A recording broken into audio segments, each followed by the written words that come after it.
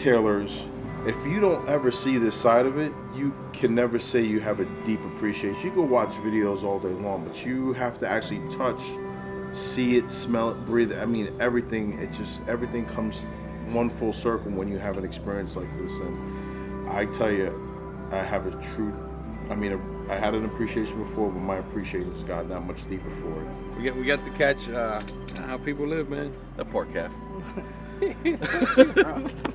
He's like, dude, you picked me up, you took me for a ride. My mama saved, and then you're kicking me? I didn't see it. You guys are blocking it. So, yeah, you come in. So you prepare the seed bed. The seed bed is like a 45-day process. And everything has to be perfectly timed. Seed bed is where everything starts. If you have a good seed bed, you can have a good crop. Because it's just like raising children. If they grow up right, they're gonna do well. If they grow up twisted, they're gonna be twisted like a lot of you guys here. So anyway, the ashes don't do anything for the seed, but when they start spreading, it allows you to see. So what's gonna happen in here, so more than one seed is gonna land in each one of these holes. So in a few days, about 7, 8, 9 days, you start seeing the little plants come out. And when that happens, you see them come out here, and they'll pick out with a little a prick, a little wire. They'll pick out the smallest ones and only leave the biggest one inside each tray, to the point that you only have one left inside each tray. The root system wraps around the soil. They look like strings. It's pretty cool. And you pull it out, so all the sand you see here comes out in a perfect cone. And then we'll see the transplanting, and we have this machine, which sadly you won't be able to see, but it's transplanters is this the revolver with a chute, and then they put the plant in there. It goes all the way down, and it transplants. It's pretty cool the way it works. Very simple, but it's pretty cool the way it works. My name is Nick Baez. I'm from Tampa, Florida, and I represent Grand Cathedral Cigars, located at 2201 North Florida Avenue, in the capital of cigars in the entire world, Tampa, Florida. I was a cop for about 25 years, and I met the owners of Grand Cathedral Cigars during that time. They actually threw a fundraiser for the mounted unit, which I was a part of, and we grew a relationship. And as time evolved, the position for general manager came open, and that's how I got the position. I've been there for a little over a year now, like probably about a week over a year, and I got this great opportunity to come see Christian Eiroa here at his farm at Honduras. Hombre, no fregues. Estoy encantado de aquí, me dijo. Creo que bueno lo que le gusta aquí. No, es que me gusta más aquí, dije que aquí es más despejado todo, dije. Y a las 10 de la noche todavía andamos vuelta por Ah, con razón, sí. The biggest limiting factor of any crop is the amount of barns you have. Because one barn will only hold about an acre and a half of tobacco, so you have to stage it. Tobacco has to sit here for no less than 45 days. What was developed by the Cubans in 1990 is something called cafrizas, or temperature control. So we have the temperature control systems here. And what that does is, because if you guys will notice, it was chilly last night, it's hot right now. So tobacco processes during the daytime, but when the temperature drops, tobacco stops processing.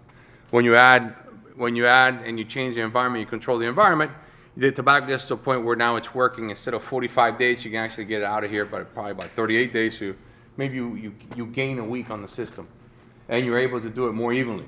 Now, like I said, normally we would be more advanced, but we had the rain this year. You would see tobacco already going into these barns. So tobacco will sit here for no less than 45 days. And what you're doing is they call it curing.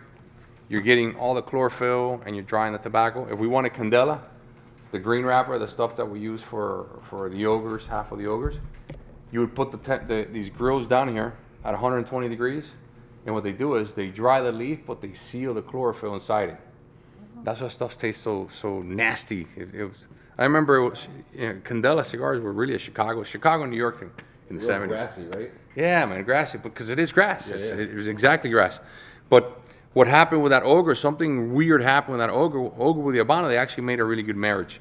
And the seed that's used for that Candela, you can use any seed.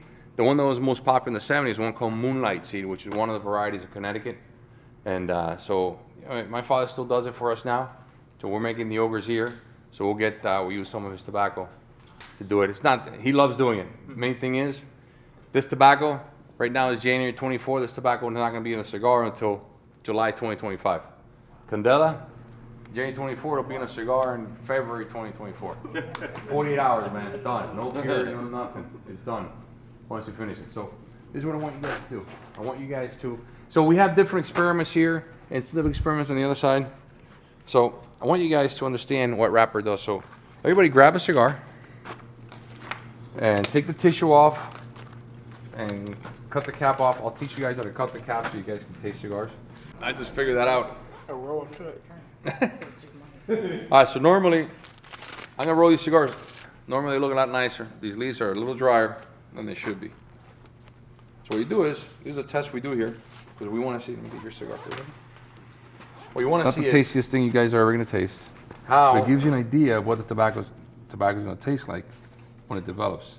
You wanna get a sense of the taste, but you wanna see also how it's burning. You wanna see the color of the ash. It should be giving you an edge. Normally these wraps are a lot prettier, man. Tobacco's a little dry. It's working. If you squish it, you feel all the goo on it, and we call it the fat. There's no really measure. I'm sure it has a scientific name. Why do you do it first? No, I'm just saying. I'm just saying, so you guys can feel. So when the fermentation process starts, that's what we want to keep. So sometimes you see these wrappers just beautiful, they're oily. It's just the amount of fermentation you gave them. And you can ferment the oil out of it entirely. I have to tell you, it was I thought it was the 20th anniversary, but that the Aurora Dark, oof, especially after the meal we had last night, I mean, it took it over the top. So it was I probably have to say that's my favorite cigar. Oh, he herds the lamb too? Yeah. Those dogs are very effective. We were very effective. You just got to get them trained, you know? No. No? Natural. They're natural? Yeah, natural. Oh, wow. I'll show a video now when this one came to life. Yeah, I brought this one down. It was 8-9 weeks. Brought him down. Saw a lamb. Started hurt. Could barely bark. Oh, wow. And now, as an adult, he does it by himself.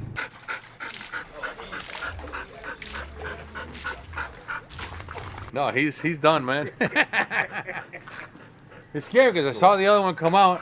I saw he was chasing that lamb. Hang on, Spencer. I can watch that guy all day long. But the lamb come in, the lamb they'll eat, and because all the product is natural, their droppings are good for it also, but lamb don't like eating tobacco. They're really, really good. And they reproduce like crazy. I don't know, I think my father gives X amount to the workers at the end of the year. Because now when the season starts, we have Honduras traditionally used to have 6 months wet, 6 months dry. El Nino and then La Nina, the weather patterns have completely changed, shifted our patterns. So now you'll have dry 9 months of the year, so water is an issue. And then last year it was wet 8 or 9 months of the year. So we can't, there's no predictability anymore. Okay? What they're doing is, notice how flat the soil is right there, and notice what he's doing. He's putting soil on the side because there are philia or hair on the stem where the tobacco plant also eats from, grabs their nutrients from. So you're looking at the root and you're looking here at the stem also, these hairy little things where they absorb nutrients from. So what you're doing also, you're bringing oxygen to the soil, onto the soil, because once the water, this water is already compacted. If you press the water here, or the soil under the water is compacted, and you saw the root is not necessarily a strong root yet, it's just like little strings. So what you're doing there is you're bringing oxygen, you're turning the soil around, so now the root itself can breathe a little better and grab more nutrients. Of course, they have to be careful. You see that plant, for example, is a small plant right there, it's not very big, so it's gonna get covered up. And they're always gonna be inspecting all the time. There's always something going on. If you look out down that way, you see there's a lot of activity, and we'll go ask them what they're doing now. I think it looks like they're fumigating. They're wearing the white outfits, so they're probably fumigating. All the products we use here are Bayer, and they're all green products. Green and blue, it makes things a little more expensive, but we developed the farm to a point that it has zero impact on the environment, and it's like if we never existed. And I will have to tell you, the experience has been extraordinary. I had an appreciation for cigars before, but now I have an even deeper appreciation at this point, seeing the entire process from beginning to end, and the attention to detail that Christian has and shows and displays, and more importantly, the love and the passion that you see that goes into the product. It's incredible. You can only explain it in so many words. You would have to actually come out here and experience it. It is an incredible sight to see. Buenos dias! Sorting. You saw seed beds, you saw the tobacco in the field. We didn't see priming. Well, you saw the leaf already dry. From that point, the tobacco gets brought from the field. It gets brought here and it starts the fermentation process. So we're going to jump in stages. This is already after fermentation is almost done. You start the sorting process. At this point, this is Sumatra seed. So at this point, the tobacco already gave you pretty much the color that she's going to give you. You know exactly what you're working with. You can smell the tobacco. You can already, feel free, man. Just go in there, take a few leaves and just stick your nose deep inside. You can already smell it. She has leaves here that she's pulling out. And she's going to pull these out and she's determining whether it's wrap or binder. Filler we already separated because we already knew the quality wasn't that good for filler. So this is going to be, you got wrapper, half wrapper, and binder and half binder. This is going to be a half wrapper. Actually, it's got some holes here, so this is going to be binder completely. You know, so we'll go to a different stack. This is where I learned most of my tobacco. I would sit there for days and days and days when I moved here. I would do it twice a week. I loved it. It's the hardest part. It's the part I enjoy the most. Sumatra isn't a real full body tobacco. So if this were Corojo, one of the Habanos, man, the smell, you can smell all these creamy, and we'll see right now, and you'll feel it right now and when doing the fermentation. You get all the different smells, and I get a lot of ideas. Yeah, I get my ideas for the blends in smelling the tobacco with this process and fermentation. And this is probably why I don't use that much Sumatra, because I've never really I don't get many smells from it. Doesn't mean it's good or it's bad, it's just my particular taste. You know, stuff I like working with. So, yeah, it doesn't really lift that much. We'll go look at some fermentation.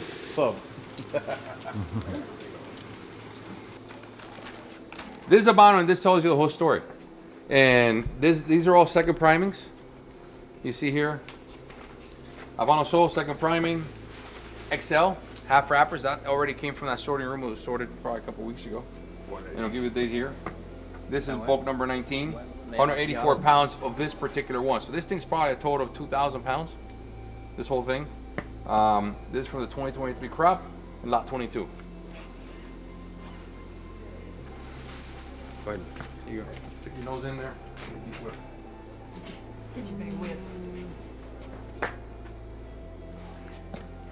Now it's when the ammonia really comes out. Oh, yeah. Oh, yeah. Oh. There you go.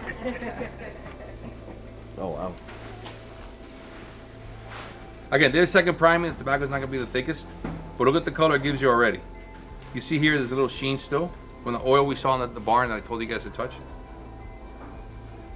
This is the color. Now, I like the color a little more Colorado, but there's something, and there's something my dad would be all over this color. That's what he likes. He doesn't like the cigars to be too strong. This one already, you can smell it has a little body already. So to me, at the point of fermentation, this tobacco is ready for my taste. You guys still have those cigars? You have a cigar? I can wrap some cigars with this if you guys want to try it. My taste, if when you smoke those cigars, I'll start looking at them. If there's no border, there's no edge, this tobacco is ready. My taste. My father will probably still ferment a little more because he doesn't like this tobacco that strong, right? And everybody has a different taste. If you talk to every other manufacturer, everybody will give you a different opinion. I mean, you make to Nick's place, I don't know what they teach you guys there, but he has his own system as well. And fermentation, there's tobacco has a bacteria and it reacts to water. It changes the color to dark and also gives off heat. The chemical process gives off heat. The heat evaporates the moisture. So you have to constantly keep adding moisture to the tobacco. So what's called flipping bulk, which whatever's on top goes to the bottom, whatever's on the outside goes on the inside. So you rotate everything, so you give it proper treatment. If the priming is a low priming, the tobacco is probably 2 months, 3 months, you're done. This is a second priming, so this one's not going to take very long. If it's a fourth or fifth priming, it might be 16, 17 months. It takes a very long time. The thicker the tobacco, the longer it's going to take for fermentation, and the more careful you have to be, because it's easy to just get tempted to let the temperature rise a lot more. Usually we go 104, 105 degrees. Yeah, I don't like going past 107, 108. On the Colorado, we keep it real low, 103, 104 degrees. Because the Colorado, I take second priming and third priming, the Eiroa Colorado, and I just want that Colorado color. I don't want to get too dark, and we control the moisture that we add to it as well. And there's no science, it's just the way we do it. So now you guys smell this tobacco already. It smells different than Sumatra. So this tobacco would inspire me a lot more to my taste, but maybe my father can smell it, he can pick up different scents, and he can enjoy it differently than I would, you know. And I have nothing but great things to say. The hospitality, I don't think I've eaten so much food probably in quite a long time. And not only is the food excellent, the food is fresh and cooked here on site. The hotel's beautiful. The staff is incredible. It really gives you that taste of Honduras, something that I've never been exposed to before. I've never been out of the United States besides on a cruise to Mexico and Jamaica. Also seeing the people here, it overall an incredible experience. Voy para allá. Vamos a dar un cachitacito, nada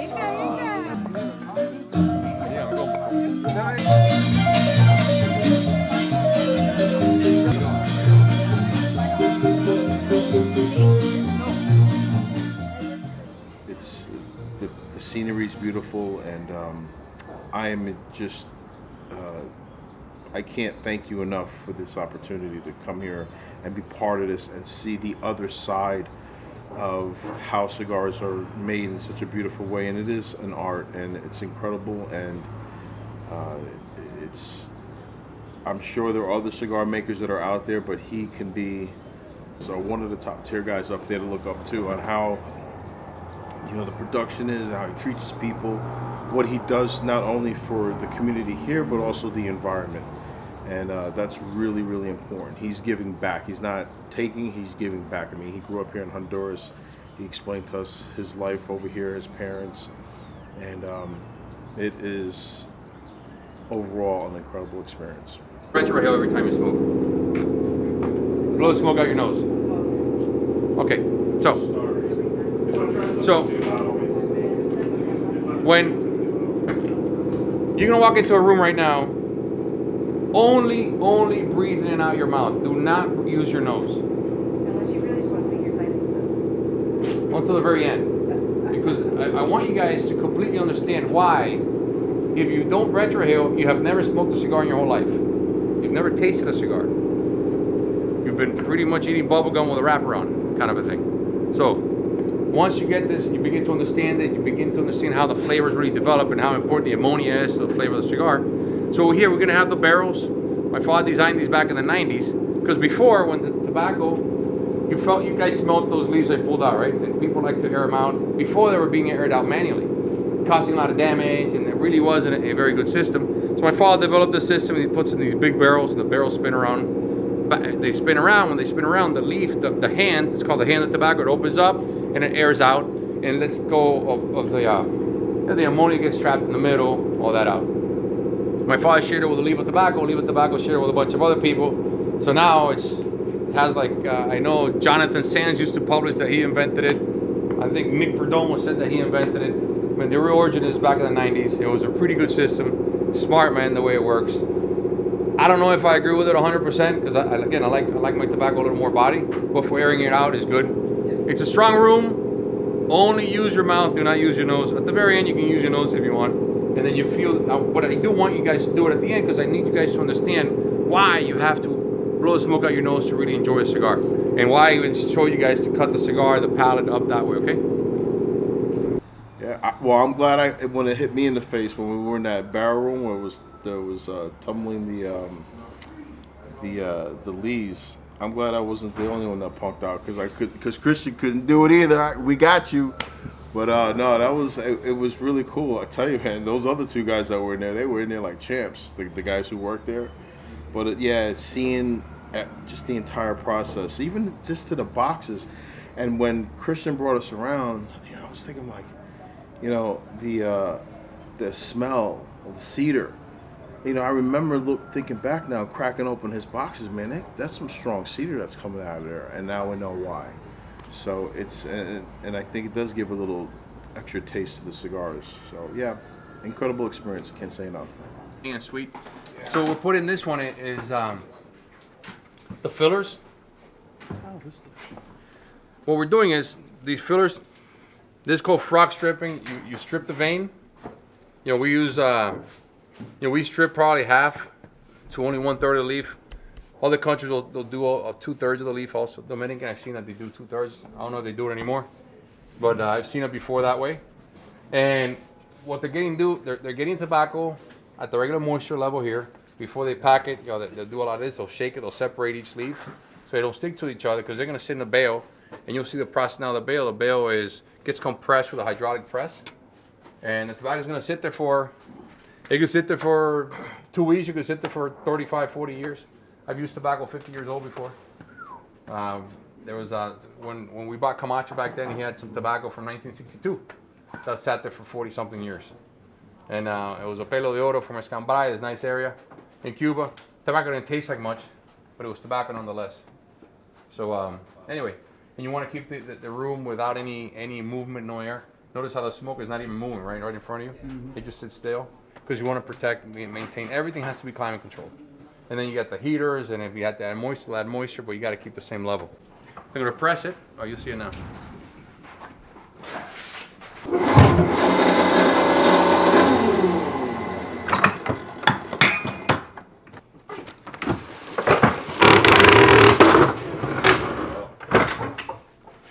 All the years that we've never been back here.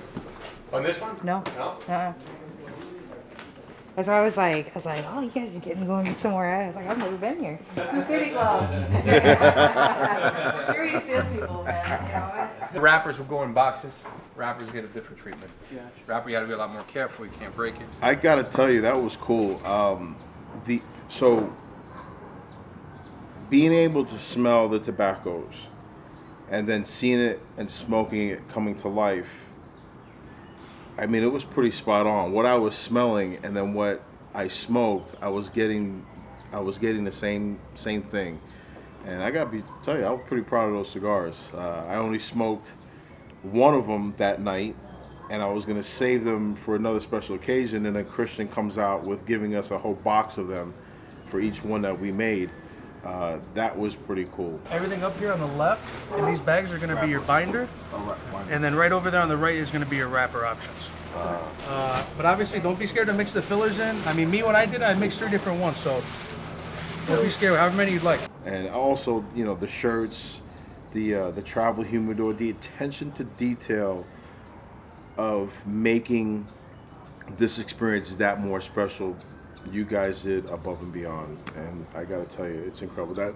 That box of cigars was a nice touch. I might even bring them back and sell them to everybody else. But no, it's a really nice treat and something that I can take back from my experience, and it's nice. I thought that was really, really cool, and I think everybody else was like taken back because nobody wanted to smoke all their cigars at once. They wanted to take it back to where they were and enjoy them, and now we got a whole box of them, so we can prolong that enjoyment. And when you pay attention to the details and everybody's experience that comes through here, you know, I gotta say, you guys knocked it out of the ballpark. I mean, it was a grand slam. The overall entire experience, I mean, it was phenomenal, and I can't thank you guys enough.